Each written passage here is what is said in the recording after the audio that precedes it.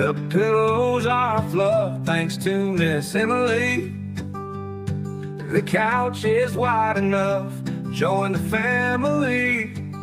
It's all love while we laugh at Perp's criminalities. Hey, hey, hey, welcome to the Sofa Squad. Sipping from the cup at hey, hey, hey. Come laugh with the Sofa Squad. Can't roll my damn eyes hard enough. Oh, please, the puppies need me.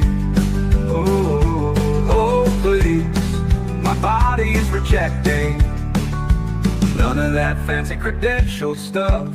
I'm just here for the cringe binge. Hey, hey, hey, welcome to the Sofa Squad. Sipping from the cup and hey, hey, hey. Come laugh with the Sofa Squad. Can't roll my damn eyes hard enough.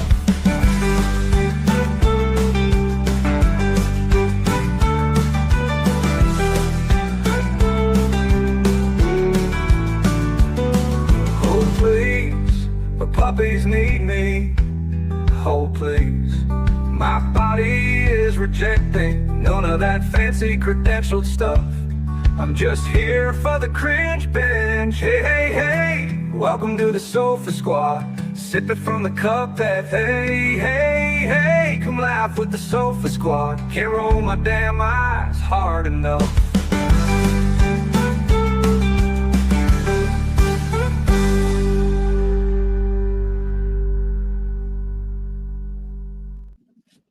Hey, hey, hey, welcome to the Sofa Squad. Sipping from the cup and hey, hey, hey. Hello, everybody. How are y'all doing? Drop a number one if you can hear me down in the comment section. Pretty, please.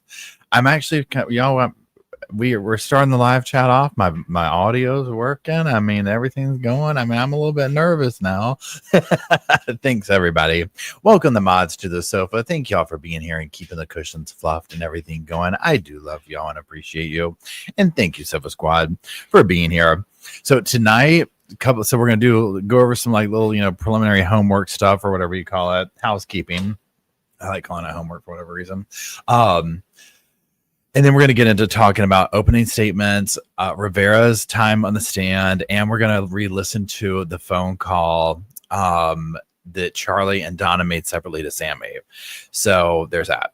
So a couple of things. A lot of y'all know I'm not going to Crime Con, and thank y'all for all your support and all that. It's nothing like health wise or anything serious like that. It all comes down to a situation with my moving, and it's like there's no getting around it. I have to be here while Crime Con's going on for a part of that.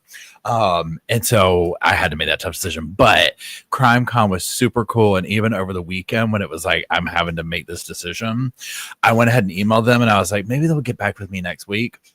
And, they got back with me yesterday and they were like, yep, we'll give you a voucher for next year.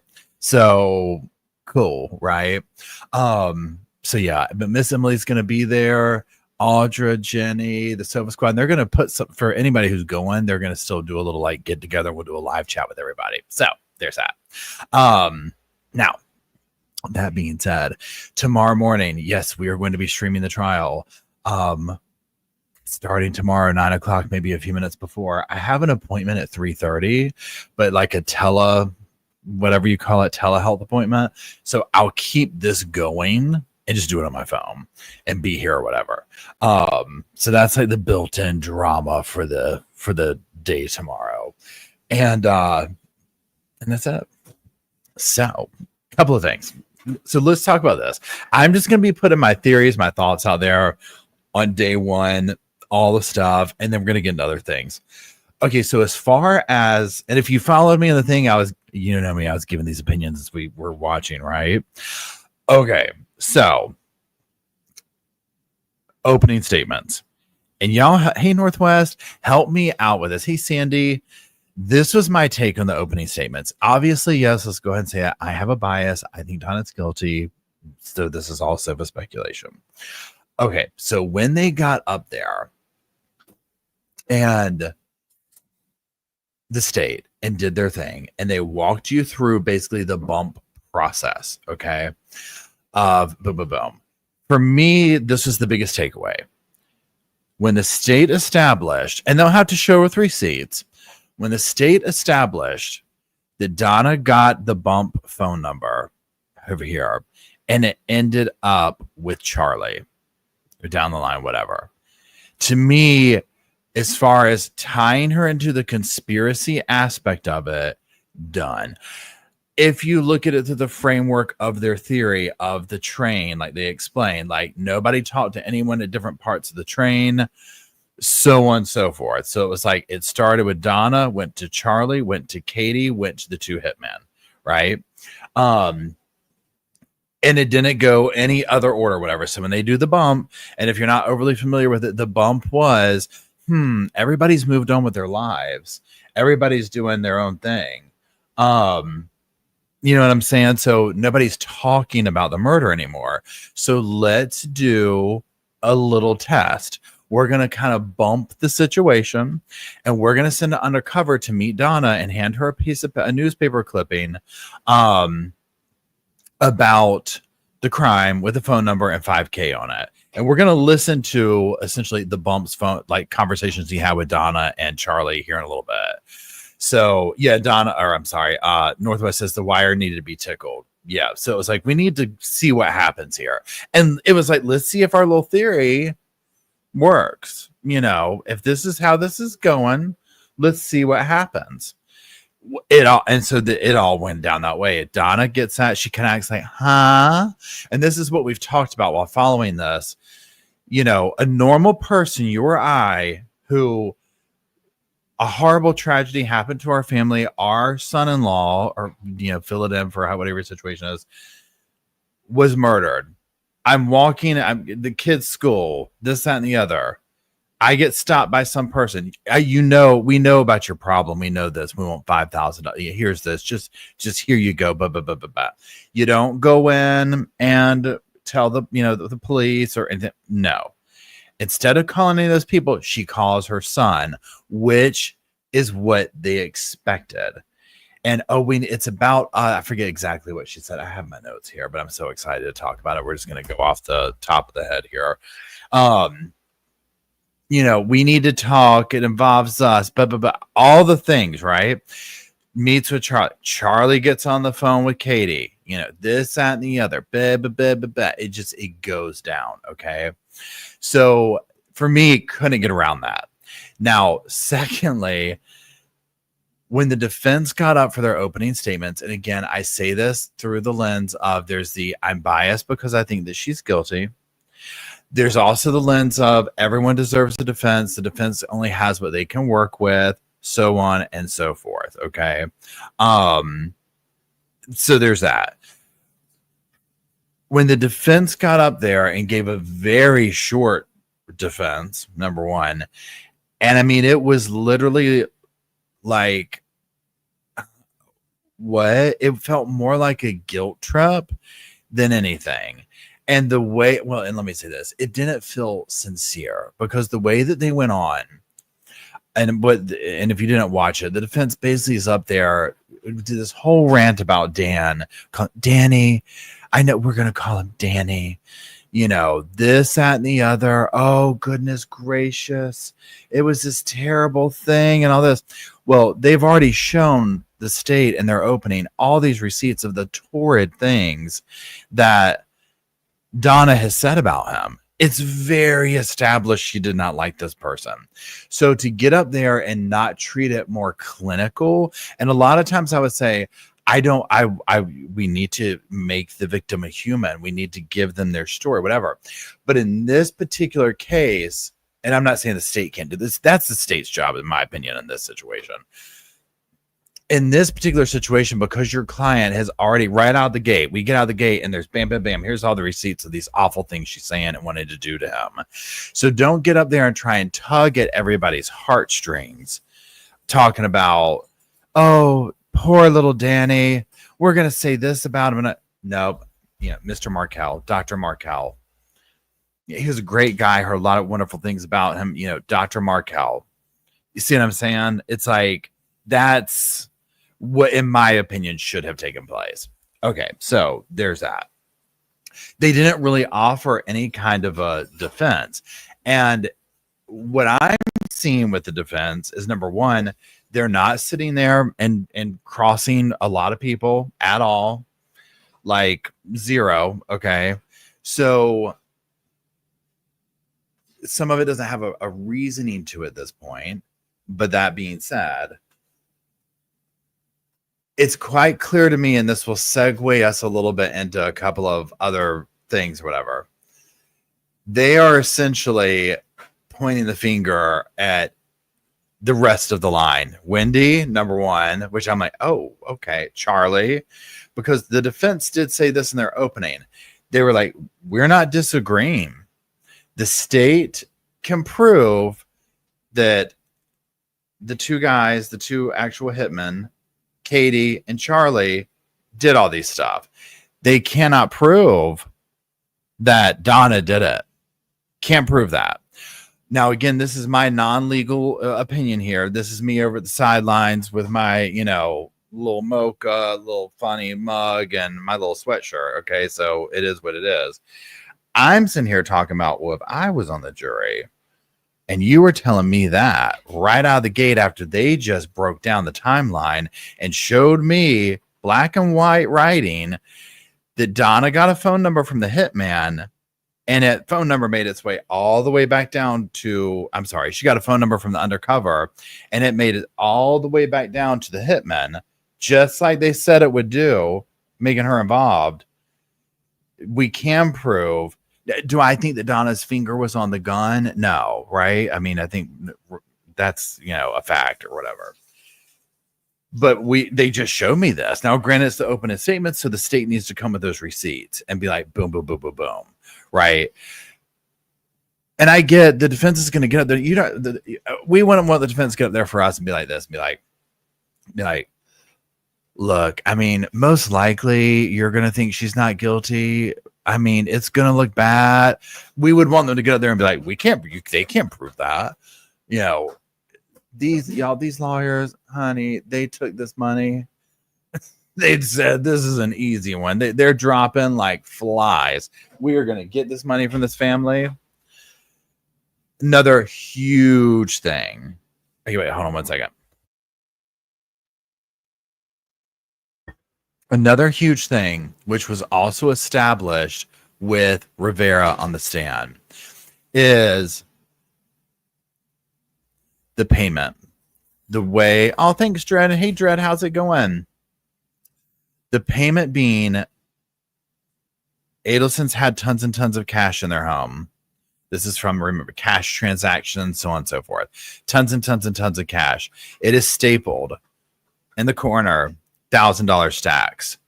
This is the same method that the hitmen are paid in. Now, I can't remember now. I've listened to so much stuff recently where this came out at, where they were saying that when Katie, or who said this, and maybe it was Rivera, that when Katie arrived to the house, Charlie said, my parents were just here. And the money was wet. Like they literally washed it, and it was in those same exact stacks. My take is, and this is what I personally think happened. I think that both, and now at this point, I think Harry and what's her name? Donna. They were told, Harry knew what was going on. They knew what was going on, is what I'm getting at. Okay. They did the money. They don't want their fingerprints on it, whatever. They get the money, they bring it over there. They totally knew what was going on. Okay. I thought in the beginning, I was like, maybe Harvey was a little bit left out and just like the whatever. No, I think he totally knew. Jake, no. And the gentle cycle. I mean, that part was so crazy. I was just like, oh my gosh. So crazy. So let's talk. Okay, let's just jump into this because it's absolutely killing me. I know I keep mispronouncing his name. I'm sorry. I go between Harvey and Harry. Harvey being the correct one. Let's talk about Rivera on the stand. Okay, now this is a couple of things, and y'all tell me what you think. And I'm up for different opinions and whatnot, right? Okay.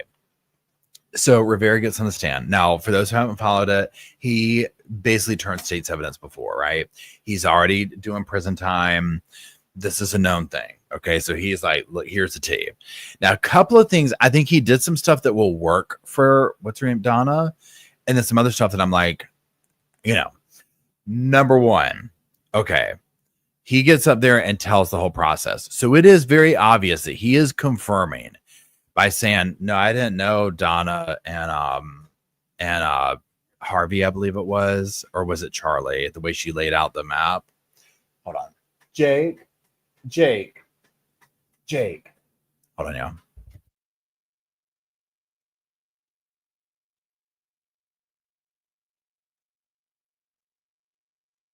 Sorry. The dog is like desperately wants what's in the garbage. Jake does. Okay, so Rivera gets up there and he basically lays it all out. And he's definitely saying, he's like, yeah, it was a dentist. And, it was, I dealt with Katie and Katie dealt with them. And, we, this is what we got. We bought motorcycles with the money, da-da-da-da. I didn't know Donna. I didn't know her. I didn't know her. It was this. So to me, I'm like, that could, work, because at the same time he's saying, I don't know Donna. When they're asking him, who was this for? It was for Wendy. This was for Wendy. She's the one who wanted it. She's the one that, wanted this done to get her kids back. I don't know who Miss Donna is. I mean, he obviously knows who she is now, but like I didn't know anything about her. Now, so in that way, it's like, okay. So this dude has zero idea who Donna is on his end, but he's naming Wendy. So number one, I'm over here like, well, where's Wendy? And well, Wendy's her daughter. So Wendy wants the kids. She's wanted this to be killed, but he's only dealing with the dentist. Okay. So I would be sitting here thinking, this is like showing me the way that the state had lined it up of the bump process, if you will, or I call it the bump process or the train process, the wire, whatever you want to call it, but this person deals with this person, deals with this person. So it showed that. Now, little Miss Wendy, and I'm curious, any of y'all in the comment section with legal, or if y'all watch other channels who do legal stuff, where are we at with a star witness, if you will, maybe getting up here talking about, oh yeah, no, when this is for Wendy. Yeah, we knew that she wanted, her husband killed. How? What? What? Again, when the defense cross-examined, remember the defense is not really cross-examined anybody, I don't think. So when they got up here and cross-examined him and absolutely laid out with no question. So when I got a picture and I had all the people on the thing, and it was a picture of, what do you call it? What Donna and Harvey at the top, Charlie, Katie, Wendy, or maybe it was Donna and Charlie. I can't remember. But y'all help me out with the thing she was talking about with the picture. But basically, he named all the people correctly. This is this person. This is this person. Wendy's the one who wanted it done. I don't know who Donna is. I don't know who Donna was. So I was like, okay, the defense kind of got that part to work for them, right? Because it's clear. I'm like, oh, she's definitely throwing Wendy. Like, it was, we don't know about all that, right? These were my kids doing kid stuff, and it's like, they're not saying it, but they're insinuating it. Now for me, because they have established, and again, it just depends on how hard, how much the story goes and how hard this established evidence can stick with the jurors. Because they have established the conspiracy. The conspiracy starts here, and this is how you know how everybody's involved. Boom, boom, boom, boom, boom, boom, boom, down the line. Right. So I don't expect this dude on the stand to know Donna. Kind of surprised he's using Wendy's name, right? Because at the end of the day, he shouldn't know really even Charlie, right? Like, he shouldn't even know anyone beyond Katie and dealing with it. That's what he's alluding to. Is, yeah. Now you would think, because of the story being told, this, that, and the other, et cetera, that he would know, like him saying like, yeah, it was windy, you know, she went for her kids. That would make more sense. Okay. So it's almost like they're having to show you, I'm just thinking out loud, they're having to show you the case and the evidence from both ends of the caboose or the train, whatever you call it, you know, from here to here, and show how it meets, not in the middle, but you know what I'm saying? How each end connects and works, you know, because again, he's not going to know any of that. He's not going to know Donna. He's not going to be dealing with her because he never did. Now, let's talk about Donna again for a second. Well, first of all, let's talk about this. Y'all, when they showed the pictures of Dan, okay, and they pan over to Donna, I was like, even worse than her defense going with the whole, do you mind if we call him Danny? That's what we called him at the family dinners on Sunday. It's very endearing to us. Besides the audacity of that, Donna's over there. And I'm like, girl, this is absolutely not what it's not giving what you're thinking it's giving, okay? At all, right? So I was like, this is bad enough, okay? Then there's that. So they keep going. They pan back over to her, and you know, I'm being dramatic when I say this, y'all, but I felt like 2 hours later, they pan back over to her. She's still. I was like, oh, your lawyers haven't told you to stop that? This is really, really bad. Okay, like it was so, and she was like shooketh for the rest of the day over that. Okay, and she just over there with that. I mean, just the longest face on. Okay. I would love to hear from people who are in the courtroom if there was any actual tears. And the way her lawyer's over here, pretend Donna's sitting next to me. Oh, you poor little thing. Are you going to be okay? Judge, she needs to wee-wee. Can we take a little break? She's going to do her lips and wee-wee in the powder room. Okay, thank you. Okay, I was like, this is so cringy. And you know, here's the thing too. Because even I think it could have gone two different ways. Pretend that the state got up there and they just said that Donna said those terrible things about Dan, right? They showed the receipts in the opening statement. So we know that this torrid stuff was coming from the lady at the defense table. And they also made sure to show you, this is what she looked like at the time of the crime. Don't let this fool you over here. That whole little thing she did talking about getting wheeled in here like Silence of the Lambs because she can't walk and this and that. No, absolutely not. This is what she looked like at the scene of the crime. Here we go. Right. So I was like, they've already established that. You already went in with the whole thing. And then you went to sit over here and cry. But like for the rest of the day, it was bad. So then at some point, the judge, when they're either, I can't remember if they were done with the day because towards the end of the day was all the drama was going on with me finding out the moving situation and all this. And I was back for whatever. So I had to go back and like rewatch like some of that. But what I saw at some point was the judge was like, when they got the jury out of the room, he was like, look, and he was very professional about it, right? This judge is so nice. Judge was like, we can't have this emotional stuff going on. The jury has to make a decision based on the evidence. So whatever you got going on over there, Donna, you need to reel it in. We're not going to do and she does the whole thing of shaking her head and doing all that. And it's just like, no, you can't. Absolutely. You can't do that. And two, because they know it's fake. She didn't mean that. She didn't mean that at all. Please hold.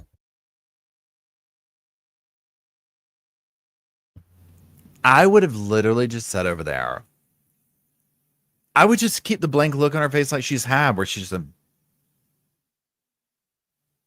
I know that's hard. It's easier said than done, right? But that's what I would have done. Like, you know, but the dramatics, the crying and with the this and with the that, no. Absolutely not. Absolutely not. But then let's talk about the showdown that took place. So then whatever it was that that the state was trying to introduce, And the defense would immediately object, and be like, there's no foundation. And the judge sends everybody out. And then he starts very quickly talking about, look, we're going to send the jury home. This should have been done in pretrial. We're not going to keep stopping over and over and over and over. So get it sorted. Okay, sorry. Blah, blah, blah. And in the chat room, we're doing it. Yeah, like with the judge, literally, we're all over here. Like, I feel like we've done something wrong. Like we were on edge forever. Like we felt scared. Okay. I was like, I'm scared to the TV.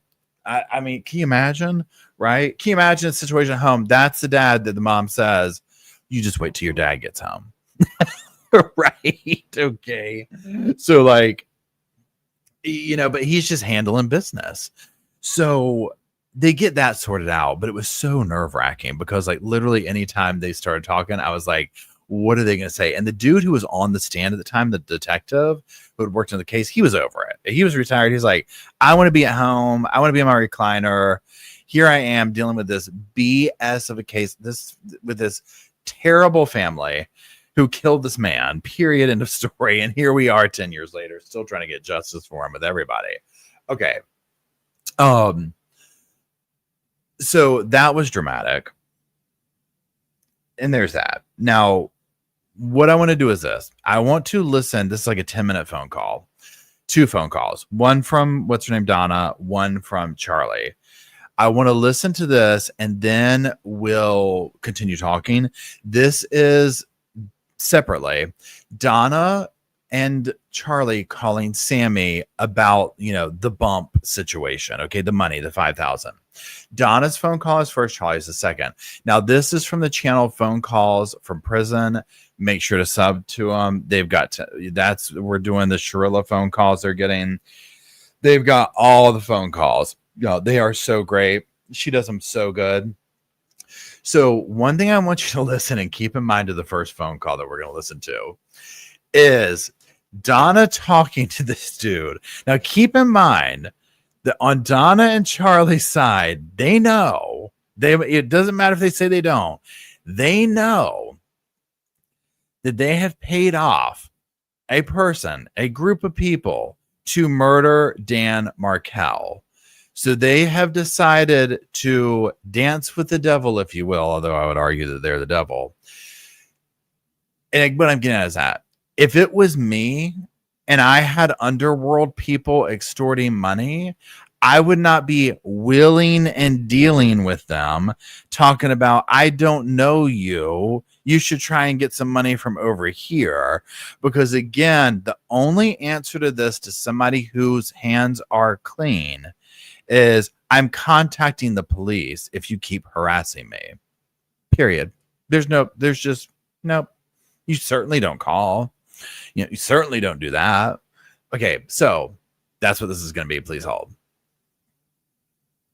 I mean, I was listening to it today and I was like, cannot roll. Whoops, I did the wrong thing. Cannot roll my eyes hard enough. I would have been like, all they want is 5K too. I've been like, you want 10? We're talking about your freedom here, okay? These people have and more than that, probably killing you. And I'm like, I hope it was worth it. Hold on. Again, I hope it was worth it. You pay somebody off to kill your son-in-law to get the kids. You got what you wanted. But guess what? This ain't never going away. They own you now. You know, if that was real. This is an undercover cop they're talking to. Okay. So remember, phone calls from prison, give them a follow. This is Donna's phone call first.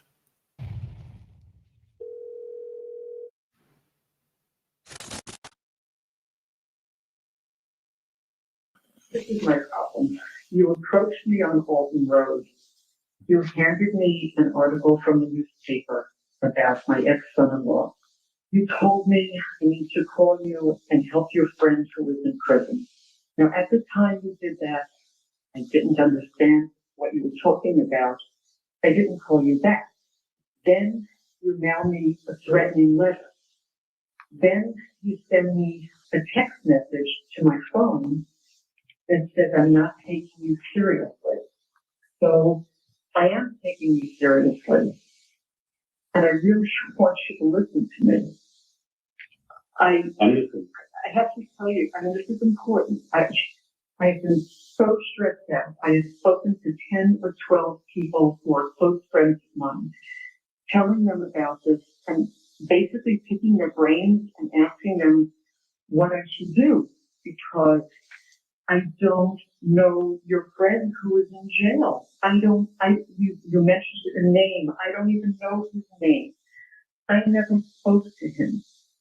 I don't know what he looks like. I've never met him. I'm sorry your friend's in jail, but I don't know what that has to do with me. Y'all, I can't hold back. Okay, first of all, the way she's, I need you to listen to me. Okay, this is the level of entitledness you're dealing with. Okay.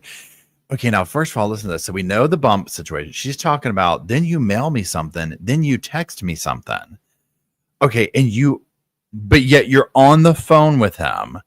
Okay, at this point, somebody's doing that. Oh, honey, I'm having, especially with her money, we have armed guards at the house and cops on speed dial, right? Okay, number two, right? When she goes, I've talked to 10 or 12 of my friends about what to do about this. My first thought, have they told you to call the police? You know she has to be lying.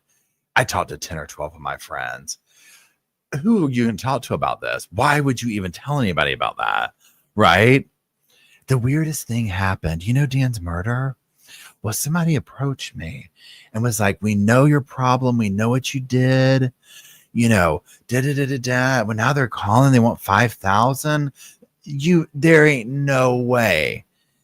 She probably was selling it to the friends. This is how cocky they are. She probably, if she talked to anybody about it, which I doubt she did, it was more in the way of trying to line up the story of like, we're being extorted. Okay. Now, when we get to Charlie's phone call, any hopes of that? Because again, I'll give Donna some credit in this one. She plays it off way more in this phone call. Like she doesn't know what's going on, but than Charlie does. If you compare the two and like who sells it better, Donna does. And you'll hear what I mean in a minute. Okay.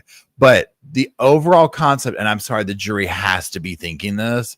Why on earth are you even on the phone with this person if you didn't have anything to do with it? Why on earth are you even on the phone with this person? Right? There ain't no way. There's no way. Okay, let's keep going.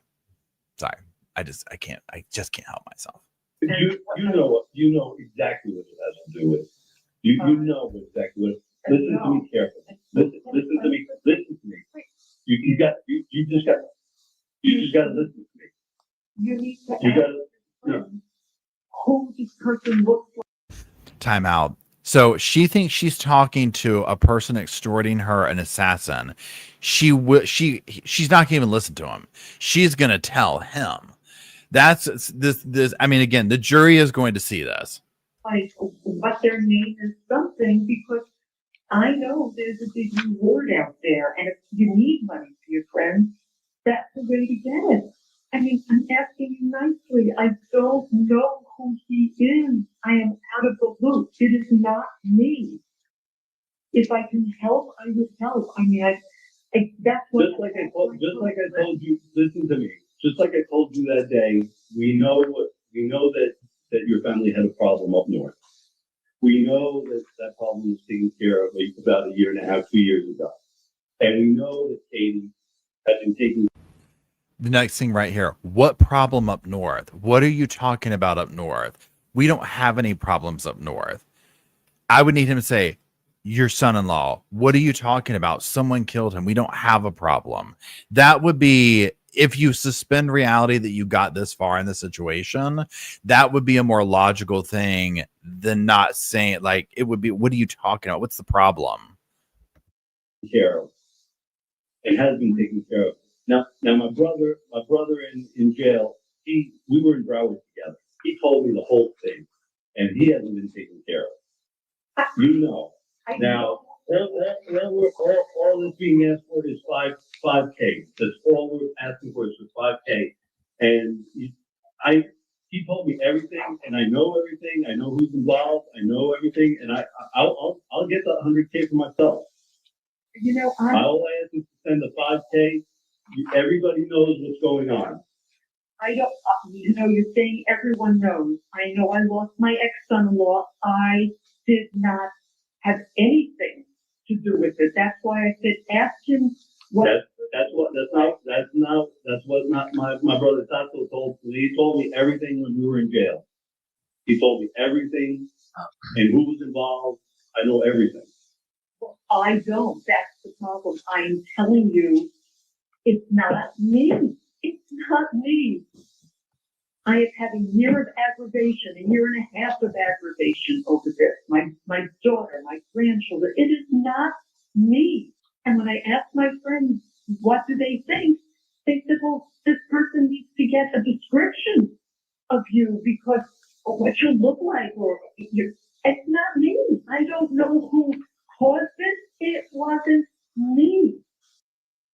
My friend said the person needs to get a description. I can't roll my eyes hard enough. The thing is what she's trying to do here is, because again, you have to suspend reality that you're this far in the situation. If you were hurt, right? Like you truly had nothing to do with it. So you've made it this far as an innocent person. Okay. She is trying to sell this guy the lie that it's not her, right? She is so desperately trying to do that because it doesn't make sense that an innocent person not involved would even be engaging in this conversation on any level at all. Zero, zilch, right?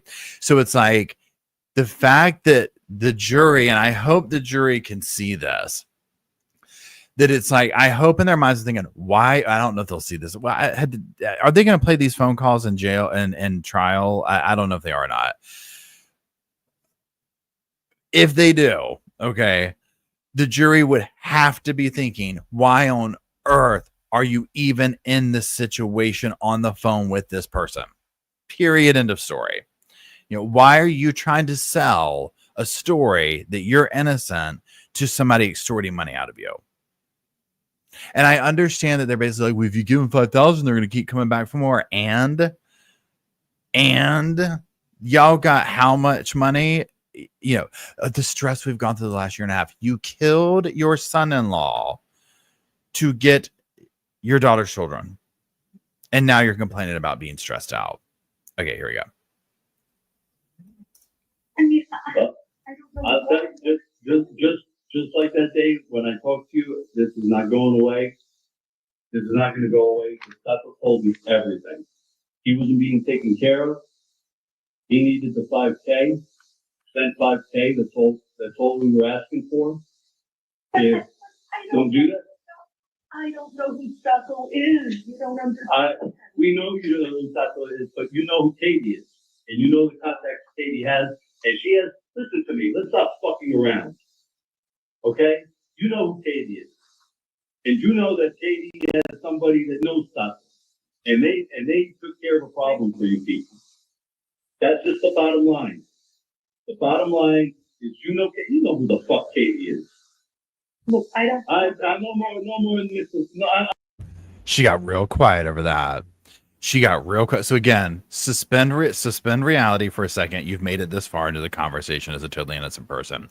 You know who Katie is. Now listen, she's real big on talking about, I don't know Tato. I don't know this person. I need this. When Katie's name comes up, she don't say a word. Okay. She doesn't say a word because she has to know her. Right now, side note, also, I remember this part where when they were doing it, I can't remember if it was the opening or whatever, where keep in mind that Katie was on the payroll at the dental office. In the openings, the defense is saying this wasn't Donna and Harvey's office. This was her son's. This was his. She was going to work. She's a normal person like you and I, the exact words. She's just going to work at the office and say hello and do things. Katie, she was on, that was Charlie. That was Charlie payrolling her. We're going to blame it on the Playboy. That's his side piece this week that he's throwing some Louis Vuittons at and doing it. That's, in my opinion, how they're portraying that, right? So, again, It's like they're throwing the blame to everybody. Thanks, and Jim. So yeah. Now, also with this, the FBI agent, you can tell where when he runs out of things, like, okay, well, let's stop playing around. And then he just gets frustrated, right? And I love that. Okay, let's keep going. We're getting close to Charlie's phone call. I'm not fucking around with it. You know who Katie is. You know that they took care of Katie and her people. Nobody's taking care of Tato. I know you don't know who Tato is. No, But we know who all of you are. And this ain't going away. you know what? So I can give you the, you want to send the 5K? Here's what you need to do. You need to go and Don't tell me what to do. I know what to do and I'm doing it. you're looking for money. Get $100,000 or whatever whatever the reward is. It isn't me. You have got the wrong person. That's why I said ask your friends. You're Donna Adelson. Yes, I am. Yes, I am. Well, I know. We know who's involved in all this. Yes, this is not making any sense. I mean, if you want the money, you should get it from the police. They can give you a whole lot more than you're asking me for money for someone. I just think I can't do this. I have had too much stress and too much aggravation from this, and I don't know what you are talking about. I just don't know. I just don't know. Then why are you on the phone with him? Why are you listening to his story? Why are you engaging in this and giving him suggestions to even go elsewhere? Why? This is the thing. Why would you even be doing... Yeah, Katie Cat says, exactly. This is more than I signed up for when I ordered this hit. Literally. Yeah, Emily says, too much stress. Right? I mean, yeah, Nani says, if I'm on the phone with someone who has the wrong person, I'm hanging up. Exactly. And if they keep calling back and extorting you, you call the police. That's just how it goes. Okay. Oh, good. I think you should talk to Katie. Talk to the people that are involved in this. You'll know. You know. Exactly. Shannon's got it too in the comment section. She wants to know what he knows. Fishing expedition, 100%. Right? 100%. You know what's going on. That's why I'm. You can tell me, Senora Adelson, you can tell me all you fucking want, but I know you know. Because I know, because I heard, when I was locked up in Broward with my brother, he told me everything. Everything. He told me everything. Well, I just wanted to take care of him because fucking Katie was being taken care of with her fucking food. I just think instead of asking me, you should get the money from the police. There's a lot of money out there, and I know if you think you know who this is, then go ahead and do it because I know it isn't me. I know it isn't me, and I can't take this kind of level of stress. I just can't. I know I didn't do anything. You talk to people, you talk to the right people, you talk to people, you make this 5K come to me. That's all I need. Just do it and get it to me. Do it and get it to me. I'll call you back. I'll call you later. That right there, to me, was the nail in the coffin. Why are you going to call him later? Over $5,000. Probably carries that around as change and tipping money in her purse, right? It's like, and the whole thing at the end, I didn't do that. To me, when she's like, I didn't do anything. I didn't do anything. That's her trying to talk to the police. Same thing at the airport. Why are you doing this? I mean, we've already seen her in action. Okay, now Charlie is up next. It's like maybe 5 more minutes or a few more minutes. Now, again, if you had to sit here and say who sold it better, Charlie is way more obvious about like the subconscious guilt part of this or whatever, right? So here we go.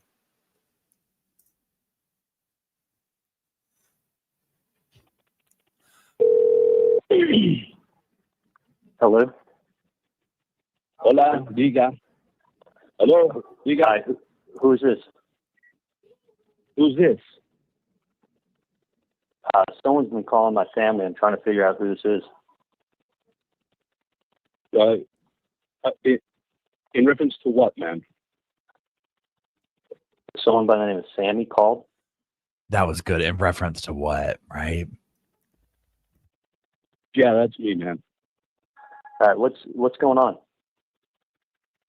Well, what's going on is my brother Tato. Okay, my brother Tato has not been taken care of. His family's not been taken care of. I talked to a dentist. Why are you calling me? Who are you? I gave the number to a lady. I don't know Tato. You don't know Tato? I'm No. sure you know Katie and Tuto. They've been taken care of since the family problem been taken care of up north. I don't know who these people are. You don't? Well, this No. isn't going away, my friend. Because let me tell you something. I was at Broward with Tato, and he told me the whole story. He told me nobody was taking care of him. Nobody was taking care of his family. The family was taking care of Katie and Tuto, and nothing's been taken care of with Tato. So we know what's going on. And Tato needs to be taken care of. Do the right thing. The lady already has the paperwork. She knows what I'm talking about. We know Katie. We know Tuto. We know they've been taken care of. Thank you, Down Under. All right, let me look into things. No more fucking around, man. No more fucking around. This ain't going away. You guys need to do the right thing for Tato. That's my brother, man. That's my brother, and he needs to be taken care of. His family needs to be taken care of, just like Katie and Tuto have been taken care of. I've never met these people, but let me call you back, okay? That's bullshit, man. You know exactly what I'm talking about. If you know this lady, I don't know your relationship with this lady, but we know what the fuck is going on. All right, This let me ain't call you going back. away. Take care of Tato just like you take care of Katie and Tuto, man. Let me call you back. Don't forget to like and subscribe so you don't miss the next one.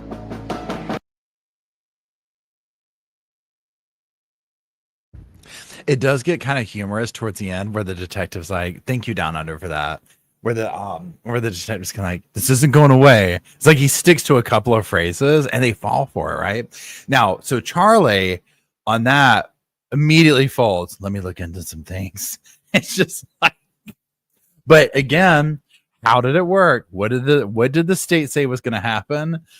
They were going to tickle Donna. She was going to go to Charlie. What just happened? They tickled Donna. I don't know. It's so stressful. Javi.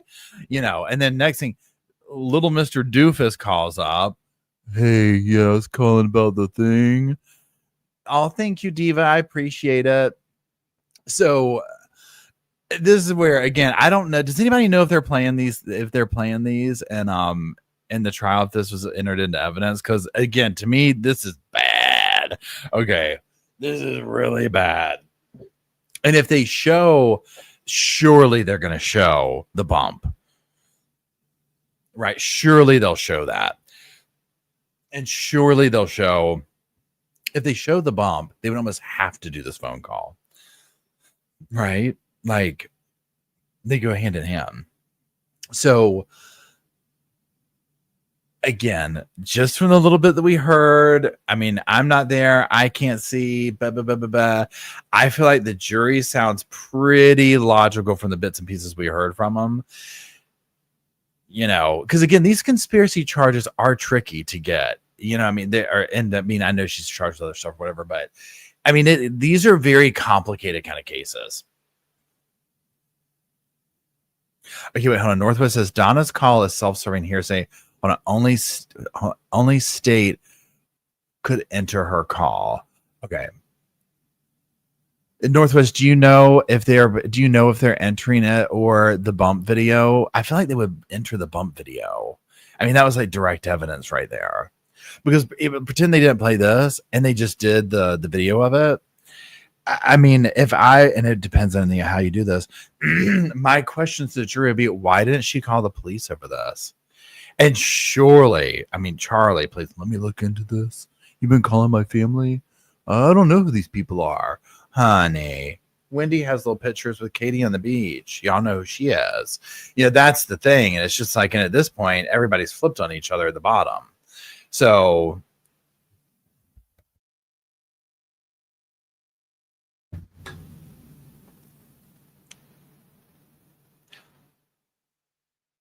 they mentioned the bump in the opening. Okay, cool. Yeah, I couldn't remember. So yeah, they're going to show that. And again, this is just my unprofessional sofa opinion. You know, jurors are you and I. They are the community. They are normal, regular, everyday people, right? That's why they're the jury. They see things. They're in the courtroom. They get the vibe. Where we see Donna being insincere, crying, they see it even more. Where they see Donna over there shaking her head, it rolls over a whole different way in person, right? The energy that one exudes, people pick up on that. When they start seeing this stuff, and Donna has established in person for the jury that, wow, she's, you know, kind of, you know, dramatic and very, you know, dismissive and just rolling her eyes and doing all this stuff. And then you start seeing, which they already showed in the opening, but they'll show more since they talked about the opening. You're her I can't say that word. Indignance. Yes, that word that Kitty Cat just typed. That one. I always want to say indigence, indignance, but all that energy. And then they start showing the evidence of the emails and the things that she was doing and the controlling, and they're going to get Wendy up there, and it's going to all come together. And they're going to see, yeah, I could see her doing this. And then they back it up with hard evidence. We did this. We did that. The phone number made its way. The bump phone number made its way to the hitman from Donna. You know, all the things. I mean, I don't. And can we talk about the Vietnam, you know, plane ticket video, that whole thing? I mean, that we haven't gotten to that, right? I mean, that's a whole other thing. We just happen to be going to a extradition country with one-way tickets. Yeah, come on. And it just runs all over me. And then to think that she's on the phone with Charlie, shocked and dismayed that he was guilty, blaming sorry old Tallahassee for it. I mean, the level of delusion and entitlement by this crowd is off the charts, right? And also, too, with Donna calling up Sammy, I just think that there's a level where it's fascinating to me to see these people, and specifically here, you know, I'm talking about Donna, I'm talking about Charlie, I'm talking about Wendy, but in general, when we see these cases that we follow, and we see the types, the Sarah Boones, you know, they're going to get up there, James Craig, they're going to get on that stand and talk their way out of this because they're so used to living in this bubble. And some of the people, I think, like, let's say the person doesn't have money, but they are just a terrible human being. And so they are very used to that bubble. And basically people don't want to deal with them. They get their way because it's like, oh God, what's going to make it be quiet? And they go through life. Sarah Boone's a good example. Sarah Boone had this false sense of whatever because she probably lived a life of people just wanting to get away from her. And just whatever you have to do to shut her up to make the day easier. That type thing, right? But then you put someone like Donna, who they've got tons, like they got all this money, they run in certain social circles, you know, they're doing this and that. So they have a different level of privilege and power that comes with, you know, that, right? And so you can just completely see that, you know what I'm saying? It's like, whoa. Tell us, great example, Diane. She's just like, I'm going to talk my way. I'm going to call the guy. I'm going to see. I'll talk my way out of it. I'll sit here and say my piece. I'm too stressed out. I can't deal with this. I'll see what they know. Right. I mean, it's just the whole thing.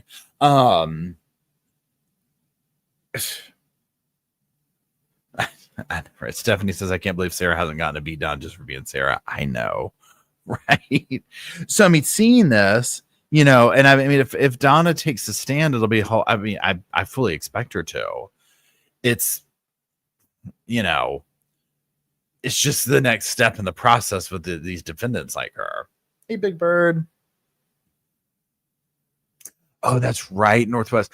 Okay. So Northwest says Sarah family court trial tomorrow. Free Brian. So if I am correct, Tanika's 2 cents is going to be there. I can't remember if that still holds true. So she will have the tea on that, and that's going to be good. Okay. Sarah Boone's family trial. It's not televised at all. Another for those who are hanging out, joining. We are going to go live on this channel tomorrow to stream Donna's trial. So we'll be here 9 a.m. doing that a little bit before or whatever. Okay, Tanika's going to be there. Okay, yeah. So definitely going to be checking in with that. Okay. So my take so far is this. I think that the state is coming in strong. I think the defense has had a few wins and that the defense is trying to pivot everything to be Wendy, Charlie, Katie, Garcia, Rivera. That was them. We even got the snitch on the stand talking about it was Wendy. It was Wendy. It was Wendy. Now, this should be real interesting for her to get on the stand. So, Donna's had a couple of little wins. Does it outweigh anything else? No. And at the end of the day, Donna is her own worst enemy, just as Charlie is, just as hopefully ultimately Wendy will be, maybe Harvey. I don't know. Right. At this point, I don't see how I don't see how Harvey hasn't been charged. I don't see how Wendy hasn't been. Right. Maybe Harvey didn't have any form of the contact of stuff. Okay, so we clearly see that Donna is very controlling and runs the show and blah, blah, blah, blah, blah. I don't know if they can't prove on any level other than the money or whatever. I don't know how they could charge Harvey, even though at this point I do believe, oh yeah, Jeff's testimony across is going to be amazing. I do believe that Harvey knew what was going on. His only saving grace might be like, how a lot of times in like a relationship, like the dude doesn't do any kind of contact, like via on the phone, like it's the wife doing it or whatever. So it's like that, like it rolls like that. So what I'm getting at is if there's literally no physical evidence of him, Harvey's not calling up the Sammy. Harvey's not going to pick the kids up. And oh, that's right. Harvey gave his car to Katie. I forgot. So see that there's that. If they don't have any kind of evidence of him talking, right, it would be the other things like that. The money that was coming from there, somebody, an eyewitness. Yeah, he was there. Charlie said this, but he could kind of get out of it. Right.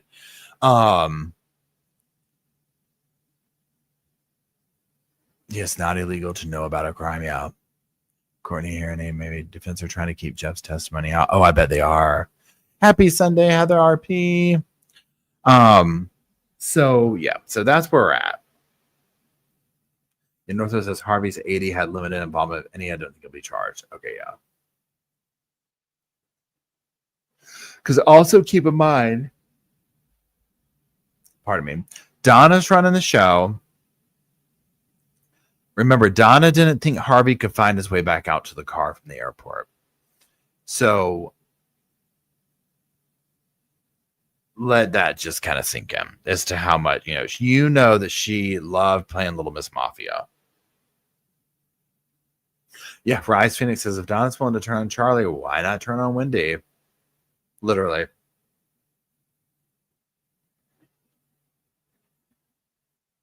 Oh, thanks, Rachel. I appreciate it.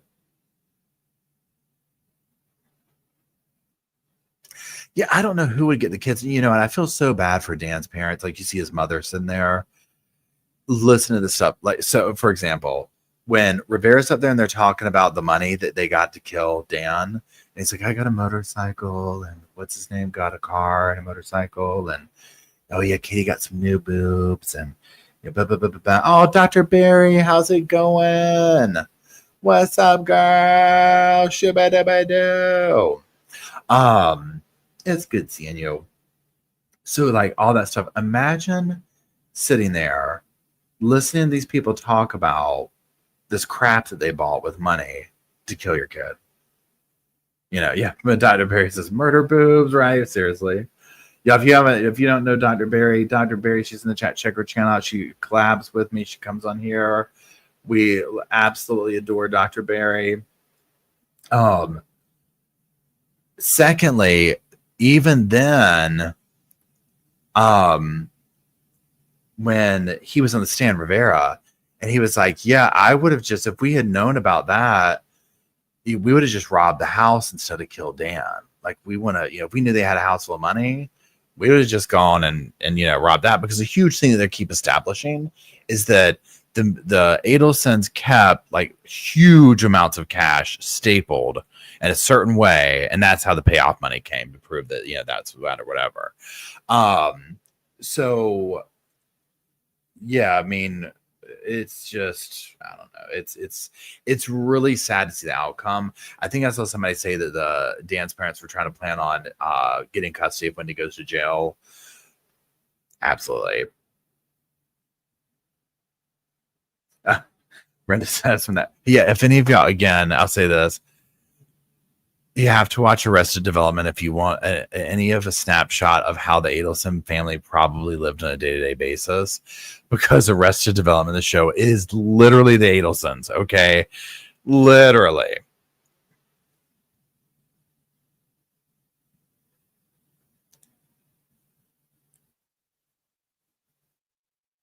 So we'll see how it all goes. We'll see how it all turns out or whatever.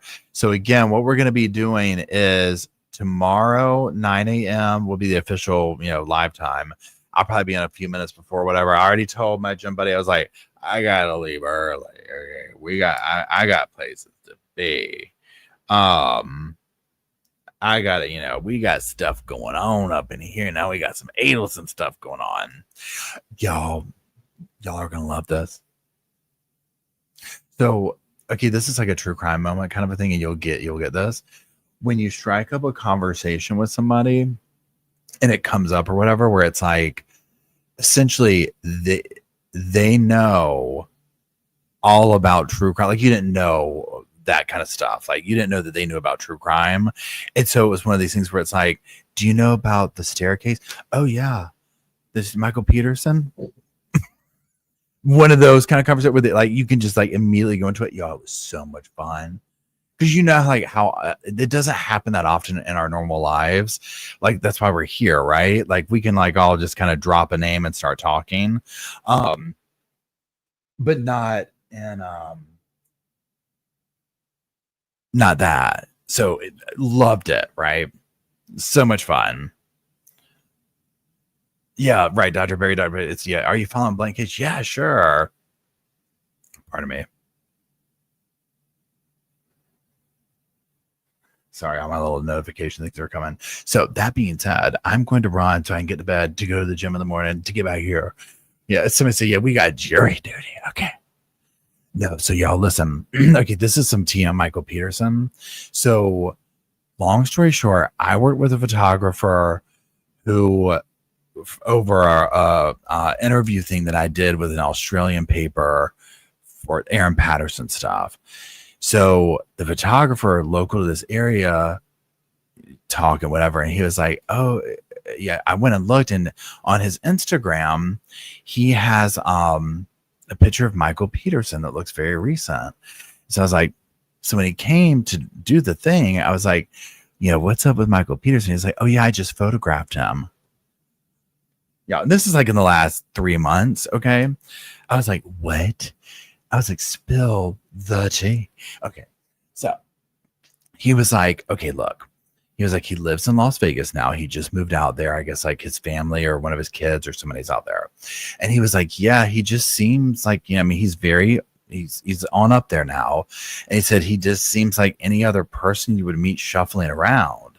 And he was like, but his apartment literally was just like completely sparse. Like, there was just a bed and like a potted plant thing, like a weird thing, but there's like nothing really in it. Okay. And it's like, maybe because you just moved in, but it had the imperative things, but like just really nothing in there. All squirrelishly, thank you for that super chat. Wait, hold on. And please hold on. Let me see what you said. Please hold. I'm sorry. Oh, I appreciate it. Yeah. So and so yeah, I appreciate that very much. Thank you. Yeah. So Michael Peterson, he got his case overturned, and yeah, he was free. He's been free for a long time. Dwayne Deaver lied about the blood splatter evidence, and it got the case thrown out, basically, along with a lot of other ones. He put some innocent people in prison, Dwayne Deaver. Now, Michael Peterson's not one of them. Yeah, Michael Peterson's been out of prison for a while. He's been out of prison for a while, and lives in Las Vegas now. I would say don't worry. Karma has paid him a visit. Like, his son is not, it's drama. Okay. Oh, thank you, Miela, for being a member and for binging. I appreciate that. So yeah, a lot of stuff going on there. But yeah, he was like, Michael seemed fine, and he just, you would never know that, like, he had killed, allegedly, killed his wife, right? And he was like, again, he's way different than the Michael Peterson in the Staircase documentary now, but it was just interesting. I was so fascinated, right? So anyways, now here's what we're doing. Yeah, so Shannon knows the tea. Yeah, so Michael Peterson's son, Todd. Yeah, Todd's got a lot of stuff going on. I don't know. Again, I don't know what's up with Todd, but he'll do very weird things and drive across the country and just do what your dad killed mom, and which is not weird. It's probably true. So there's that. But I do appreciate everybody, and so yeah, we'll reconvene in the jury box tomorrow morning. And I got a new blanket, y'all. I'm going to go get it in a second. It is so good. It's literally a courtroom blanket. So that's it. So thank you, mods, for keeping the sofa cushions fluffed and for being here. I do appreciate you, and I love you. Thank you, squad, for being here, for hanging out. We will reconvene around 8:30 in the morning, somewhere around there, but definitely the live setup for 9. I already set it up on this channel, and we'll see what dramatics happen tomorrow. So that is it. Thank y'all so much. I love you. You have a wonderful evening. We'll close out with Slow Morrison's Ode to the Sofa, and I'll see y'all in the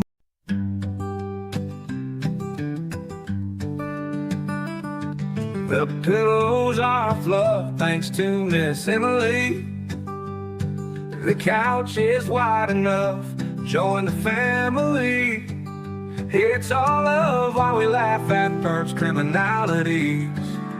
Hey, hey, hey, welcome to the Sofa Squad. Sipping from the cup at hey, hey, hey. Come laugh with the Sofa Squad. Can't roll my damn eyes hard enough. Oh, please, the puppies need me. Oh, oh, please. My body is rejecting none of that fancy credential stuff. I'm just here for the cringe binge. Hey, hey, hey, welcome to the Sofa Squad. Sipping from the cup and hey, hey, hey. Come laugh with the Sofa Squad. Can't roll my damn eyes hard enough.